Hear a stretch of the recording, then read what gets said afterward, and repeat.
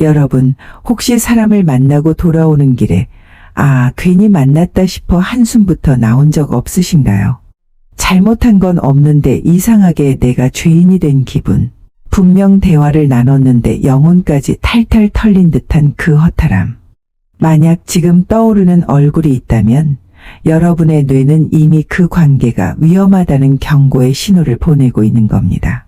오늘 말씀드릴 5가지 유형의 사람들은 단순히 성격이 안 좋다는 수준이 아닙니다. 주변 사람들은 절대 눈치채지 못하지만 그들만의 소름 돋는 특징이 있습니다. 이걸 모르면 여러분은 평생 그들의 감정 쓰레기통으로 살게 될지도 모릅니다. 사회심리학자 알프레드 아들러는 인간의 모든 문제는 인간관계에서 시작된다고 말했습니다. 관계는 복잡하게 얽힌 전선줄과 같아서 겉으론 멀쩡해 보여도 안으로는 감정의 전류가 서로 엉켜서 흐르고 있죠.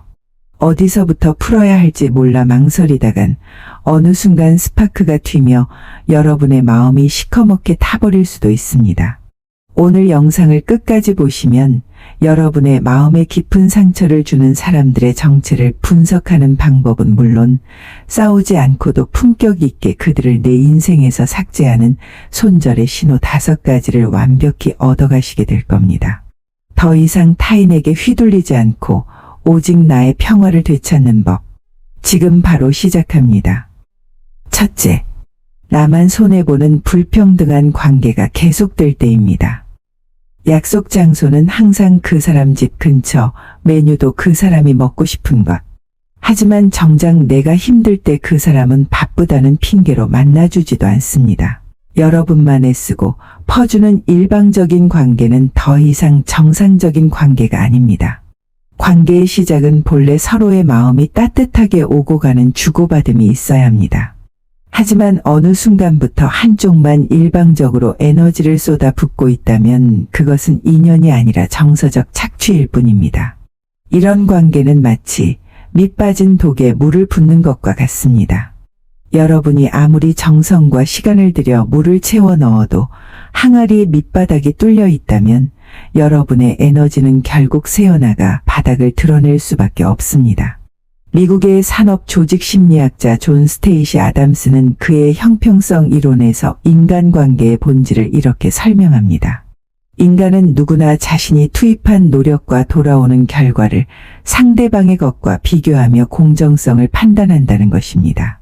이 균형이 깨져 불공정함을 느끼게 되면 인간은 심리적 불편함과 극심한 스트레스를 겪으며 결국 관계를 지속할 동기를 잃게 됩니다. 즉, 여러분이 지금 느끼는 그 답답함과 허탈함은 결코 여러분의 속이 좁아서 생기는 게 아닙니다. 인간의 본능이 이 관계는 위험하다고 보내는 경고의 신호입니다. 물론 어떤 분들은 관계를 너무 계산적으로 따지는 것 아니냐고 말하실지도 모릅니다. 하지만 대등한 관계는 이기적인 계산이 아니라 서로에 대한 최소한의 존중입니다. 여러분을 진심으로 소중히 여기는 사람은 결코 여러분의 희생을 당연하게 방치하지 않습니다.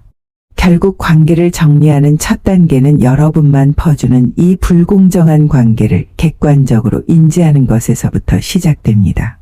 여러분의 소중한 친절은 오직 그 가치를 진심으로 알아주는 사람에게만 제공되어야 합니다. 둘째, 감정의 쓰레기통이 되고 있다고 느끼는 순간입니다. 전화기 너머로 자기 상사욕, 시댁욕을 1시간째 쏟아냅니다. 들어주다 지친 내가 내 고민 한마디라도 꺼내려 하면 아무튼 그래서 말이야 라며 다시 자기 이야기로 화제를 돌려버리죠. 이런 사람들은 대개 자신의 힘든 상황, 외로움, 화나는 감정들을 여러분에게 거침없이 쏟아내곤 합니다. 여러분은 좋은 사람이고 싶기에 혹은 그와의 관계를 망치고 싶지 않아 인내심을 가지고 그 모든 이야기를 들어주었을 것입니다. 하지만 대화가 끝난 뒤 상대는 개운한 표정으로 떠나고 여러분만 녹초가 되어 있다면 그것은 더 이상 건강한 공감이 아닙니다. 냉정하게 말해 여러분은 그 사람의 감정 쓰레기통이 된 것입니다. 심리학에서는 이를 정서적 착취라고 부릅니다. 어떤 이들은 자신의 불안과 부정적인 감정을 타인의 공감 능력을 이용해 그 오물을 떠넘겨 버리곤 합니다. 문제는 여러분의 마음속에도 수용할 수 있는 감정의 총량이 정해져 있다는 사실입니다.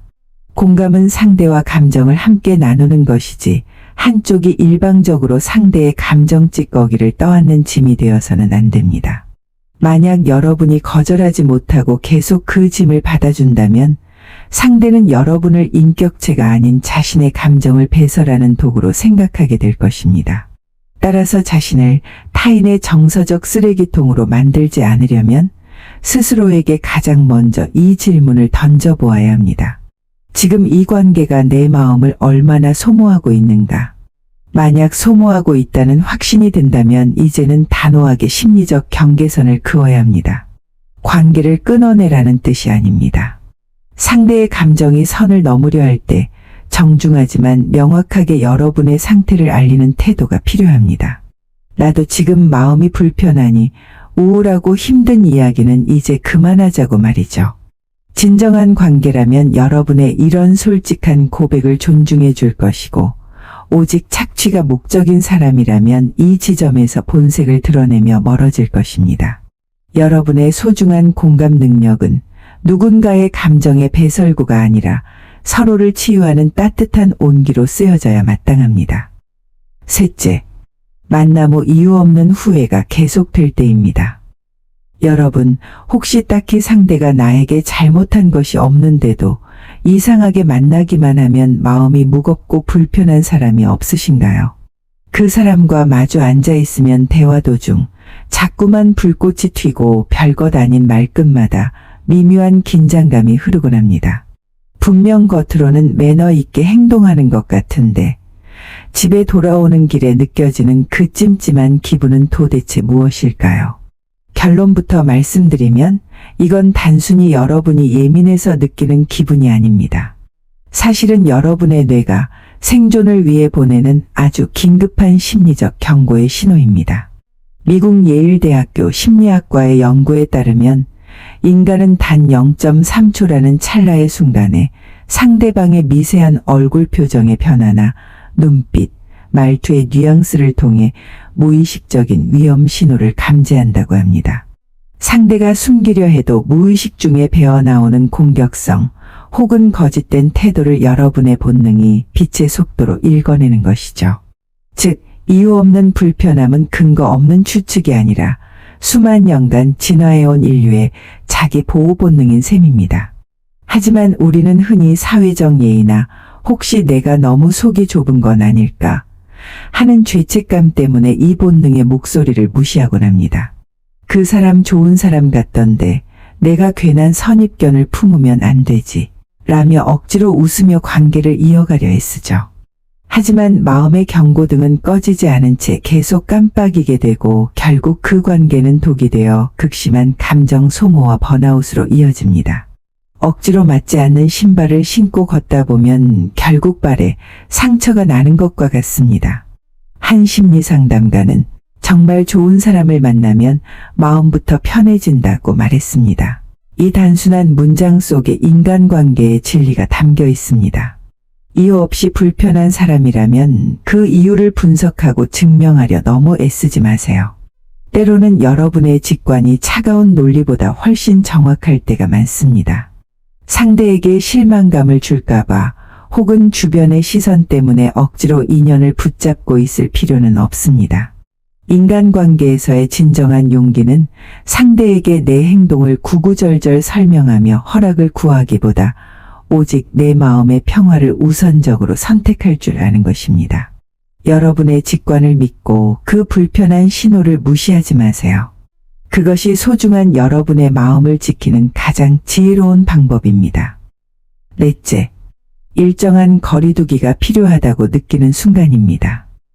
여러분, 내 마음의 평화를 깨뜨리는 사람을 만났을 때 반드시 큰 싸움을 하거나 요란하게 절교 선언을 해야만 관계가 정리되는 것은 아닙니다. 때로는 상대가 눈치채지 못할 만큼 서서히 멀어지는 조용한 거리두기를 선물하는 것이 여러분의 에너지를 지키는 가장 지혜롭고 품격 있는 방식이 될 수 있습니다. 뜨거운 난로에 너무 가까이 접근하면 옷이 타버리거나 화상을 입을 수도 있습니다. 인간관계도 이와 같습니다. 사람마다 서로가 편안함을 느끼는 심리적 온도가 다릅니다. 이 온도가 맞지 않는데도 억지로 가까이 두려 했으면 결국 서로의 영혼을 태워버리는 비극으로 끝날 뿐입니다. 관계의 핵심은 가까움이 아니라 서로가 상처받지 않을 정도의 적당한 거리를 유지하는 데 있습니다.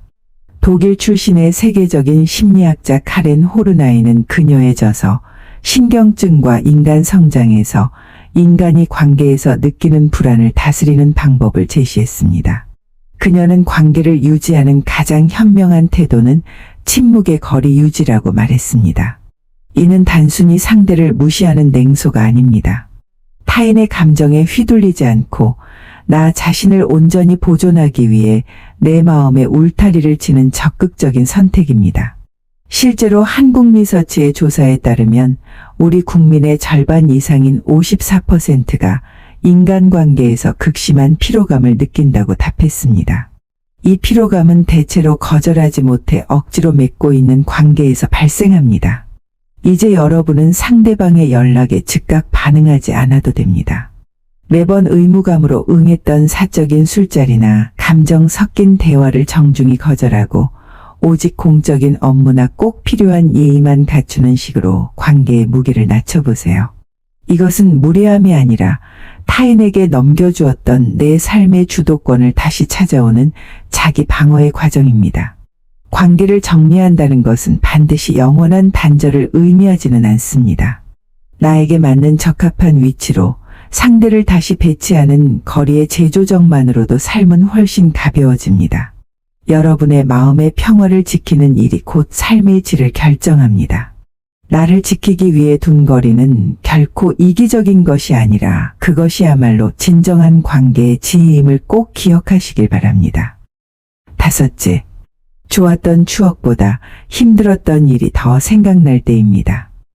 여러분, 인간관계에서 가장 힘든 순간은 어쩌면 관계를 끊어내는 그 결단의 순간이 아니라 돌아서면 밀려오는 미련과 싸우는 시간일지도 모릅니다. 하지만 꼭 기억하십시오. 미련은 아름다운 추억의 포장일 뿐 그 포장을 다시 열었을 때 여러분을 기다리는 것은 결국 되살아난 상처와 반복되는 실망뿐입니다. 우리를 주저하게 만드는 것은 과거의 정, 함께했던 긴 시간, 그리고 가끔은 고마웠던 기억들입니다. 하지만 하버드 대학교 관계심리학 연구팀의 발표에 따르면 인간은 관계를 끝낸 뒤 행복했던 기억보다 상처받은 기억을 더 강하게 떠올린다고 합니다. 왜냐하면 뇌가 위험으로부터 자신을 보호하기 위해 부정적인 기억에 더 민감하게 반응하기 때문입니다. 즉, 미련에 이끌려 다시 그 사람에게 돌아간다면 여러분은 과거보다 훨씬 더 깊은 고통과 자괴감에 빠질 확률이 높습니다. 사실 우리가 누군가를 잊지 못해 괴로워할 때 그것은 그 사람 자체가 대단해서가 아닙니다. 그 사람과 함께했던 시간, 그때의 뜨거웠던 내 열정, 그리고 반짝였던 나의 한 시절을 놓아버리는 것이 아쉬울 뿐입니다. 즉, 미련이 남는 진짜 이유는 그 사람을 여전히 좋아해서라기보다 그와 엮였던 내 지난 삶의 일부가 통째로 사라지는 것 같은 상실감이 두렵기 때문입니다. 미련은 결국 상대를 향한 것이 아니라 과거의 나를 붙잡고 싶은 마음의 투영인 셈입니다. 이제는 그 미련의 정체를 똑바로 직시해야 합니다. 그 시절에 여러분은 충분히 아름다웠고 최선을 다했습니다. 하지만 그 추억은 과거의 페이지에 머물 때 비로소 아름다울 수 있는 법입니다. 손절의 진짜 완성은 물리적인 이별이 아니라 내 마음속에서 그 사람을 완전히 떠나보내고 비워진 자리에 새로운 인연으로 다시 채워 넣는 일입니다. 미련이라는 이름의 낡은 포장지를 이제 그만 벗겨버리세요. 여러분의 인생은 지나간 추억 속에 머물기보다 앞으로 다가올 새로운 인연으로 채워지는 것이 훨씬 더 소중하고 가치 있기 때문입니다. 위의 5가지 손절법은 모두 한 가지 공통점이 있습니다. 그것은 바로 자기보호 본능입니다. 미국의 심리학자 에이브러햄 매슬로우는 인간 동기의 이론의 5단계에서 인간의 가장 기본적인 욕구 중 2번째가 심리적 안전이라고 정의했습니다. 즉, 우리가 인간관계에서 손절을 고민하는 이유는 나쁜 사람을 싫어해서가 아니라 나 자신을 지키기 위해서입니다. 바람이 강할수록 나무는 가지를 부러뜨리며 기둥과 뿌리를 지킵니다. 손절이란 가지치기입니다. 그리고 가지치기를 해야 더 건강한 새순이 돋아납니다. 철학자 쇼펜하우어는 이렇게 말했습니다. 인간은 서로에게 너무 가까이 다가가서 불행해진다. 그러므로 적당한 거리야말로 평화의 비밀이다. 이 말은 손절의 철학을 가장 간결하게 요약한 문장입니다. 우리가 관계를 정리하는 이유는 증오 때문이 아니라 마음의 평화를 되찾기 위함입니다. 손절은 미움의 표현이 아닙니다. 그건 여러분의 삶을 더 맑고 단단하게 만드는 마음의 정화 작업입니다. 오늘 주제에 대한 여러분의 생각은 어떠신가요? 댓글로 남겨주시면 함께 나누겠습니다. 그리고 오늘 영상이 도움이 되셨다면 구독과 좋아요 부탁드립니다. 다음 영상도 여러분의 삶을 더 단단하게 지키는 인간관계의 지혜에 관한 주제로 다시 찾아뵙겠습니다. 끝까지 영상을 시청해 주셔서 진심으로 감사드립니다.